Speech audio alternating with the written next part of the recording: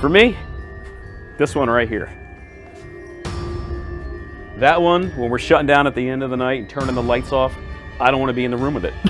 This is ScarePros Halloween store in Levittown, Pennsylvania. This is the biggest Halloween store I've ever seen in my life. 5,000 square feet of horror collectibles, Halloween costumes, masks, makeup, everything you could imagine, even stuff that's not Halloween. It's just horror, it's kind of spooky, it's kind of weird. They've got it here. We're gonna go inside. We're gonna go talk to Chris, who is the owner. They've been here for over 30 years, and this, I can't stop gushing. I want everything in this store. Like seriously, this is the most amazing place I've ever seen in my life. So let's head inside.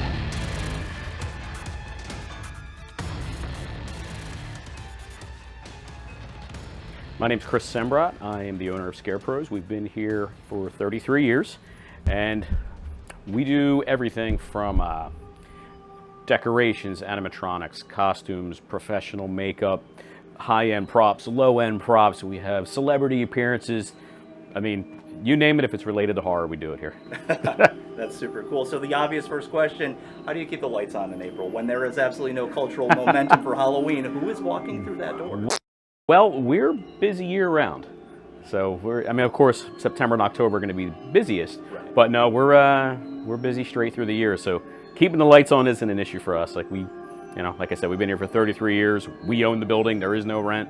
You've been a staple in the local haunt community for over 30 years. What is it like seeing the evolution of the haunt community? Do you have customers who came here as kids and are now bringing their kids? Oh, absolutely.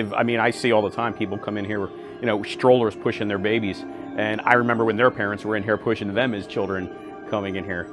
But as far as evolution, yeah, a lot has changed over the years. It kind of goes in cycles.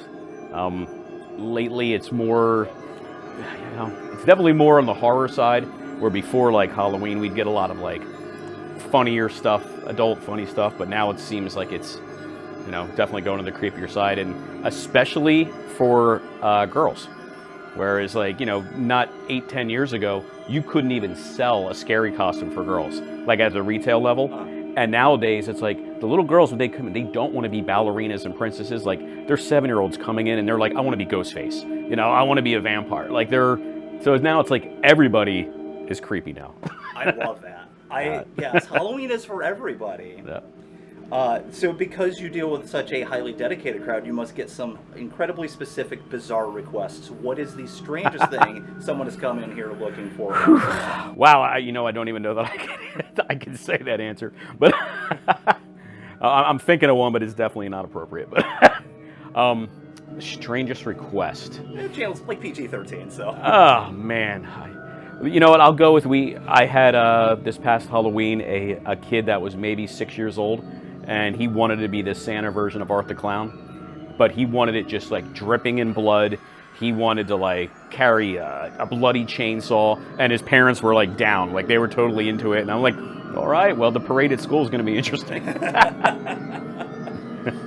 Let's talk about realism for a minute. The masks and props on your shelves, especially the licensed horror collectibles like Terrifier and the classic slashers, have incredible detail. When you're curating what to bring into the shop, what specific details are you looking for to give that prop the genuine unsettling scare factor? That's a good question. A lot of times, we tend to be usually a year or 2 or 3 even ahead of the trends. So we kind of spot I don't even know what the best way to put it is, but for example, Terrifier, we've been carrying Terrifier stuff here for 7-8 years now. Right. So what we're looking for is realism. We're not into the mass produce. There's a market for that. That's not us. We like, smaller studios that make better quality stuff, attention to detail, painted by humans. That's more our jam. A huge part of a successful scare is the atmosphere. Beyond the giant animatronics, what kind of lighting, fog, sound effects essentials do you recommend to help somebody build a truly immersive, claustrophobic environment at home? Well, I'd say one of the coolest things, and I'm sure you've seen these before, I'll show you over here, the fog vortex. Because yes. We see those all the time. That is a very simple, effect where if somebody has a fog machine, all they need to do is use this light, and it looks like a $2,000 effect that somebody can do for $100. And it creates that nice, circular it's got the vibe. So you laser. see these at haunts all the time, and people they just assume it's out of their budget. And then when we show them that they can do it, in their own carport, usually it blows them away. That's cool. So you mentioned on your website that you don't put kids' costumes online because kids change their minds way too often and need to experience the store in person. What is your favorite part about watching families explore the aisles together? Oh, just that they're going to see a lot of stuff that they aren't used to seeing in a store. You know what I mean? Like a lot of these props, like you don't see these in stores. Like a lot of the costumes we have, you don't see them in stores. And that's kind of like, that's the way we go about it. Like whatever the chain stores are doing, like that's cool. They have their thing, and like we'll carry some of that stuff too, but our bread and butter has always been the stuff that, you don't see. And it's cool when families walk in and they're looking for something really obscure, and it's kind of like, oh yeah, sure, we have that. That's not a big deal, and they can't find it anywhere. So. That's cool. So you are currently setting up for a special event happening this weekend. How frequently does that sort of thing happen, and where could people find out about that? So, usually on our Instagram page, Facebook page, or just go on shopscarepros.com and click on the events. We do events. Usually we kind of do like 5 or 6 big ones a year, where we'll have different celebrities come in for meet and greets and autographs. And, tomorrow just happens to be Spider-Man and Chrissy Fox. We'll be here promoting Big Baby. That would be super cool. Yeah. In an era where every business is told they must move to digital e-commerce to survive, many of your items are actually not available for purchase online. Why does the physical brick and mortar storefront actually beat the internet when it comes to this specific hyper-seasonal market? Well, I mean, we've got over 30,000 items in the store. We have less than 200 on our website. And, and that's intentional. Like, we used to have the giant website and shipping out hundreds of orders a day. And, we just kind of learned that it's too impersonal. So, like, we like when people come in the store and we talk to them and get to know them, and we know what kind of things they like.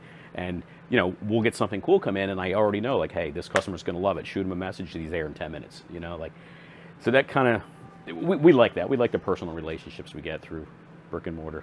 So on your website, you mentioned that you can beat the temporary seasonal pop-up shops by 20% or sometimes even more. How are you able to do that as a small business? Well, for one, we our overhead's a lot lower. To be honest, like I said, we own the building here.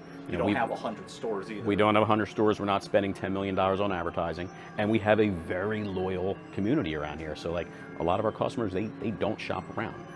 So they know we're going to have unique things. And honestly, like, if you're an independent store, like, if you can't beat the chain store prices and Amazon prices, you're not going to stay in business. Right. So it's like, I'd rather make a little bit on an item and keep you coming back and keep you happy than lose you once to somebody who's, corporations. Right. All right, so to wrap this up, we're going to do a couple of quick fire questions. Okay. First one, what is the single most underrated item in this store that every haunter needs? I don't know that I would necessarily say that it's underrated, but it's brand new and everybody who sees it just absolutely loves this thing. This is right over here. This guy right here. This is our 3-foot posable Captain Spaulding doll, fully licensed. These are handmade, hand-painted, hand-built from scratch. And we just came out with this about a month ago, and people are absolutely loving this thing. The detail's great. Comes in bloody version, which you almost never really see any Captain Spaulding licensed items that are bloody. So we wanted to go that route. Rob happened to love that route, so we went with it. Also have the clean version. And then to take advantage of, the sculpt we did there, as great as it is, these little guys right here, little hanging heads, that also double as Christmas tree toppers. That's so cool. Yep. But I would say that is one that whenever we show it at a convention, the haunters go crazy over this because they've never seen anything like this before. That's cool. And are these hand painted as well? They are. Yep. That's everything's hand painted. I love that. All right, next one. Which classic horror icons merch is flying off the shelves the fastest right now? Man, that question changes almost weekly, but I would say probably at the moment a slight edge to Ghostface and Scream. Okay. Yeah, yep, that's with the probably coming out that's a little slight edge of that. The Terrifier stuff always does well for us. 1989 all over again. Yep. And you just never really know. I mean, one video hits TikTok or something, and everybody they want to be like Jason on the spot. So you never really know which one's going to be popping in any second. But I'd say consistently Ghostface, followed by Art the Clown, and then you know, Jason and Michael, of course. Of course. Yeah. And the last one here, if you had to pick one prop in this store that still genuinely creeps you out when the lights go down, which one is it? I'll show you. Right over here. He knows. I know. He knows the one. Yep. He can't make eye contact. Well, you know what, as a, I'm not going to tell how old I am, but I'm old enough to remember the 70s enough to know that, you know, The Exorcist was the scariest movie of all time. Sure. If you're over, say, 40 years old. If you're under 40, it's like, ah, whatever, it's nothing. But for me, this one right here. That one, when we're shutting down at the end of the night and turning the lights off, I don't want to be in the room with it. Does that one move? Is it animated or is it just a static No, prop? that's just a static prop. Yep. But yeah, that's the one. That is so Yep. cool. A lot of people, it's the clown from Poltergeist. A lot of people, they just don't like looking at that thing. They walk in the room and they walk right out when they see that. You know, which is funny because that's probably like the cutest item in the room. Right. With all this gory stuff, and that's the thing that freaks people out. But, Yeah, no, understandable. yep. Understandable. Yeah, so that's all the questions I have. Do you have any, like, I gotta show you this thing? Like, you want to show the world one, if you had to show the world one thing, what would it be? I would say probably this guy right here. That is another one of, this is one of our licensed items. Art the Clown, obviously. Same thing, this is all hand painted, you know, hand stitched. Every one of these are built by hand. Comes bloody or clean, but that one's been great. Also, we have the little tiny head tree topper for that version too. Whoop, sorry. Got a bloody one and a clean one. But probably that ragdoll there. Such a cool item. Snuggly. This is actually right up top here. Right up top, we did a posable version of him in 3 feet that we're waiting for more to come in. They sold out really fast. I believe that's cool. Prototypes there inside the case. Signed by David. I can do like that. Yeah. That's cool. And that was the prototype for the posable one. That one you can see there was signed by Damien.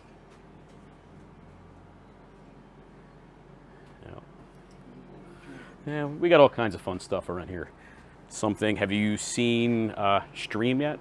Do you know Stream? I am aware of it. I have not seen it yet. We have the license for making the mask for that movie. So all of the killers, we get a lot of Haunt employees that grab this.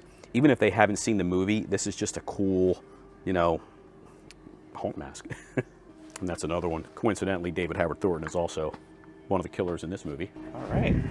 Well, thank you, sir. You got it.